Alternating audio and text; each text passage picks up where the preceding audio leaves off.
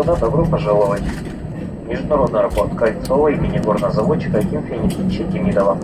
Указом президента Российской Федерации городу Екатеринбург присвоено почетное звание «Город трудовой доблести».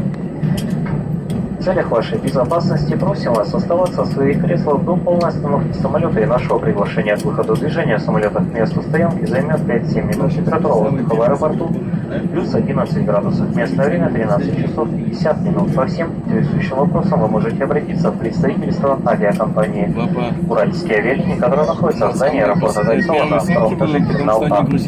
Обращаем ваше внимание, что в аэропорту необходимо находиться в масках. Мы благодарим вас за выбор авиакомпании «Уральские авиалинии». После полной остановки самолета просим вас взять с собой личные вещи, размещенные в салоне самолета на багажных полках и в карманах кресел. Будьте осторожны и внимательны при выходе из самолета на трап.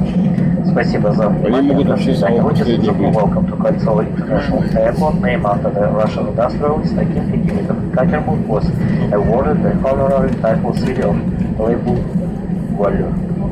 For safety reasons, please remain seated until the plane comes to a complete stop and you will be not to leave the cabin. Следующая дата 11 degrees Celsius.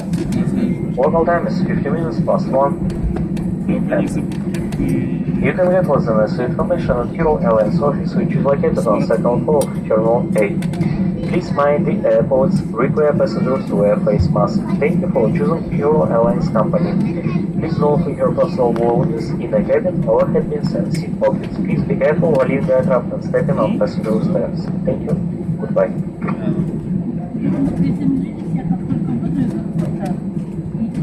Thank you. Thank you. Thank you. Yeah, well, thank you. Папа, Thank you. кепочку. Сейчас.